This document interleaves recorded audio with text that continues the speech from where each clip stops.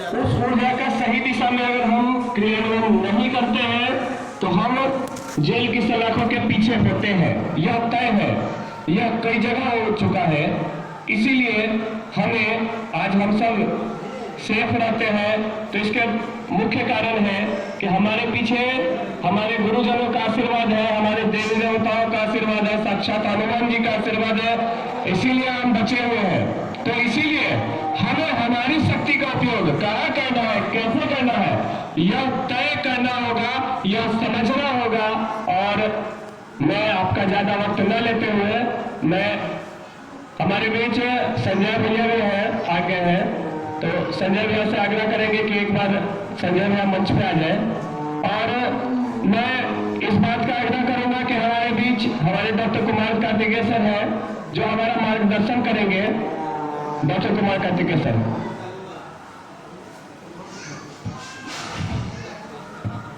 वंदे वंदे वंदे, भारत माता की, भारत माता की, भारत माता की। बंधुओं, मंच पर पीठासीन देवी मधु मंजरी और हमारे बड़े भाई उदामा जी और बंधु सुबोध जी और अमित जी और जितने भी यहाँ वीर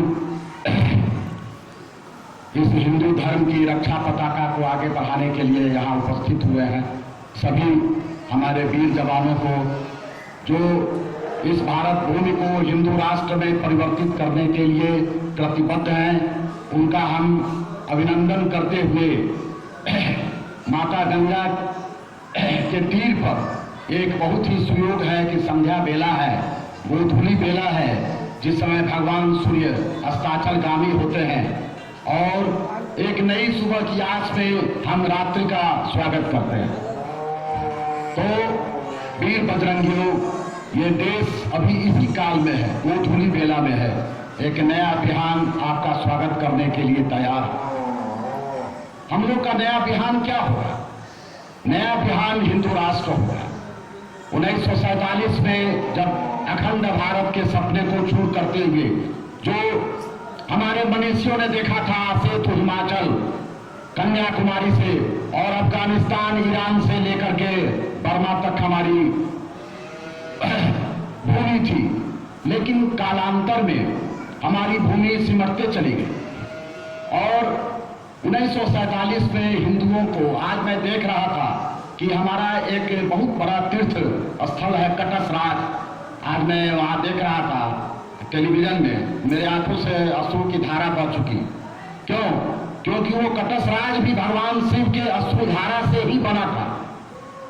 जब आपको ये पौराणिक कथा मालूम होगी कि जब माता सती ने भगवान शिव का अपमान जब अपने पिता के यज्ञ में, दक्ष के यज्ञ में जब भगवान शिव को नहीं बुलाया गया, और ऐसा हम लोगों का विधान है कि नारी को पति का आदेश मानना चाहिए, ऐसा हम लोग की संस्कृति है सनातन।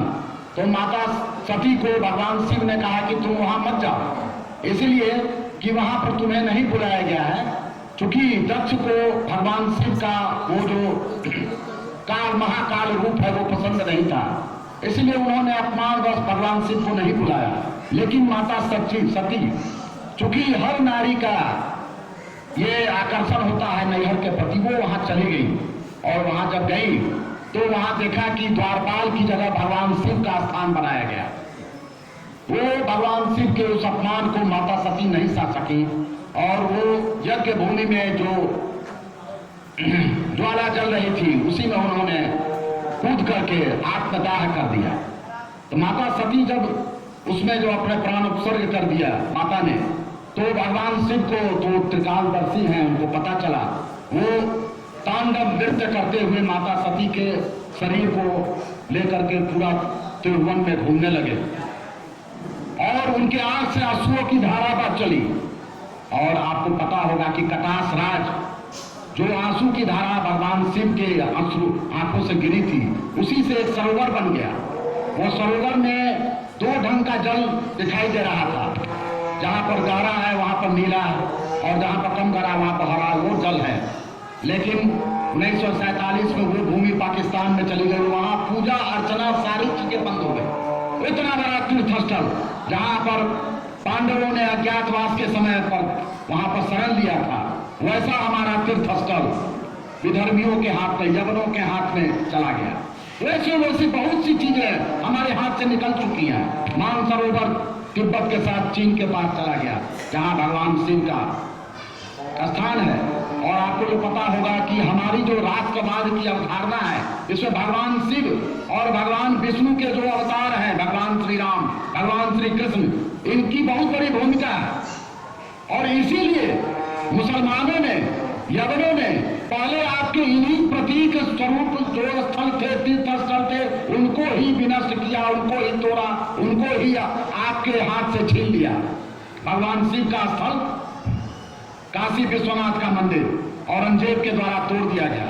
और आज वहां क्या है, जहां पर भगवान शिव का स्थल था, जब वो तोड़ा जा रहा था तो भगवान शिव के शिवलिंग को कुएं में डाल दिया गया और पूरे मंदिर को तोड़ दिया। अहिल्याबाई होलकर ने फिर जहां पर मुगलों ने अधिकार करके ज्ञानवापी मस्जिद बना दिया, उसके बगल में उन्होंने फिर से भगवान शिव का मंदिर बना। लेकिन आपकी मूल भूमि अभी भी यवनों के हाथ में है, मुसलमानों के हाथ में है, विदर्भियों के हाथ में है, वो चला गया।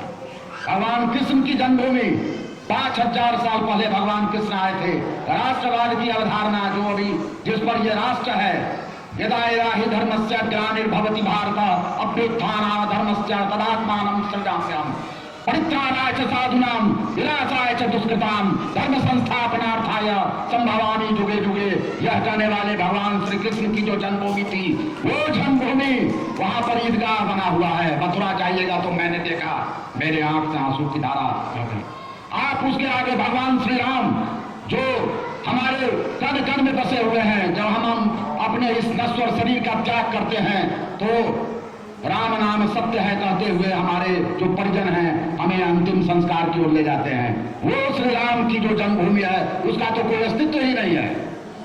वहां पर पूरा क्या पूरा बाबरी मस्जिद बना दिया गया। लेकिन हमारे आपके जैसे वीर जो सेनानी हैं, आपके उम्र के बच्चों ने, लड़कों ने, युवकों ने, बजरंगियों ने, राम भक्तों ने उस सारे अवरोधों, सारे मुलायम सिंह यादव जो कि गोली से उसके पहले बजरंगियों पर गोली चला करके 10-15 कार सेवक मारे गए थे।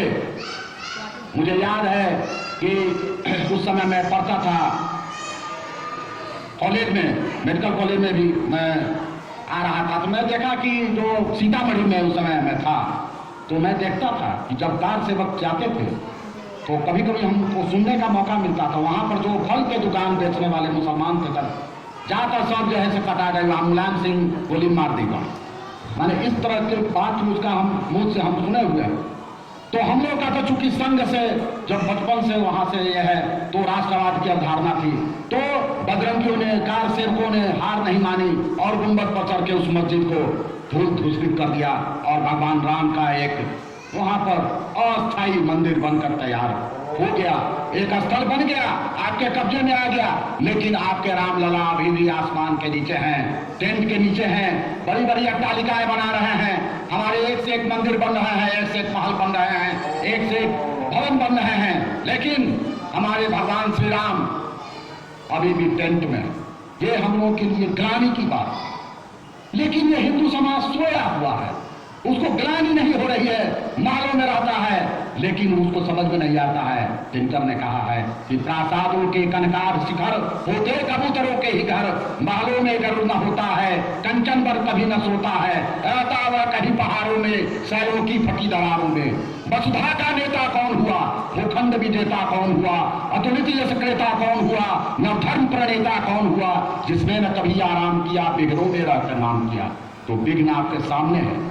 प्रासादों के जो बड़े महल हैं वो कबूतरों के घर हैं, जो वीर होते हैं वो शैलों की फटी दरारों में, वो पर्वतों के गुफाओं में रहते हैं, है ना, गुफाओं में रहते हैं। गुफा में रहने वाला वीर होता है, जो हमारे बड़े बड़े सेनानी हुए, जिन्होंने इस भरतखंड को विश्व विजयी बनाया। हम विश्व शक्ति थे, महाशक्ति थे, पूरा विश्व हमारे मुट्ठी में था। उस समय जो हमारे वीर राजा हुआ करते थे, वो महलों से उनको निकाल दिया जाता था, उनको एक कठिन जीवन शैली में गुरुकुलों में भेज दिया जाता था। अभी हम क्या हैं, हम जो है सो सुविधा भोगी हो चुके हैं, है ना, 4 कदम पैदल नहीं चलना चाहते हैं, है ना, अपने वाणी पर नियंत्रण नहीं है, अपने जीभ पर नियंत्रण नहीं है, कहीं कुछ खा लिया उसी पर नियंत्रण नहीं है। तो वाणी पर नियंत्रण नहीं है, हम क्या बोल रहे हैं, अपने विचारों पर नियंत्रण नहीं है, हम क्या सोच रहे हैं, और क्योंकि हम जो बोल रहे हैं, हम जो सोच रहे हैं, आप जब सोशल मीडिया में जाइएगा तो आप देखिएगा कि हमारे युवाओं हिंदुओं में ऐसा सोच है, स्वयं ही भगवान श्री राम का, भगवान अपने धर्म का मजाक उड़ा रहा। मैं उनको आगाह करता हूं कि जब आप ही अपने माता पिता का सम्मान नहीं कीजिएगा, आप ही अपने गुरुजनों का सम्मान नहीं कीजिएगा, आप ही अपने बड़े भाई का सम्मान नहीं कीजिएगा, आप ही अपनी मातृभूमि का सम्मान नहीं कीजिएगा, तो दूसरों से आप कैसे एक्सपेक्ट करते हैं कि वो सम्मान करेंगे। आप रामायण अगरबत्ती लेते हैं, भगवान श्री राम का पूरा उस पर परिवार का फोटो है भगवान श्री राम का, उसको आप जब पूजा कर लिए तो रोड पर फेंक दिए। मैंने सैकड़ों अपने जीवन में वैसे रामायण अगरबत्ती का डिब्बा में गाड़ी रोक करके मैंने उठाया है, उसको ले जाकर विसर्जन किया है नदी में। मेरी आत्मा दुखित हो जाती है, आखिर ऐसा क्यों हो रहा है? क्योंकि वो पूजा करने वाला हिंदू ही है जिसने कि फेंक दिया भगवान श्री राम का फोटो मढ़ा हुआ, भगवान कृष्ण का फोटो मढ़ा हुआ, माता दुर्गा का फोटो मढ़ा हुआ, कितना ही आप रोड पर फेंक देते हैं।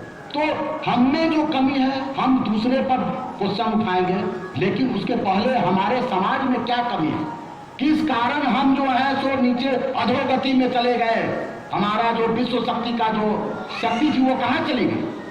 आज जाति के नाम पर आपस में लड़ने के लिए हमारा हिंदू समाज एक दूसरे का खून बहाने के लिए तैयार हो जाता है, लेकिन जब मुसलमान से लड़ने की बात होती है तो मैंने देखा है गांधीवादी हो जाता है, वहां पर गांधीवादी हो जाता है ना।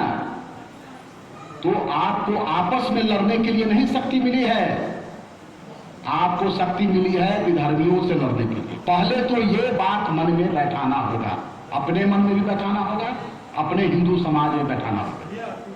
बहुत सी बातें हैं, कोई रिजर्वेशन के नाम पर बोलेगा कि ऐसा होता है, कोई बहुत सी बातें हैं जो हो सकता है कि आप कुछ देर के लिए निरुत्तर हो जाइएगा, लेकिन आपको समझाना होगा कि जैसे एक संयुक्त परिवार हो। आज हम लोग क्यों कमजोर हैं?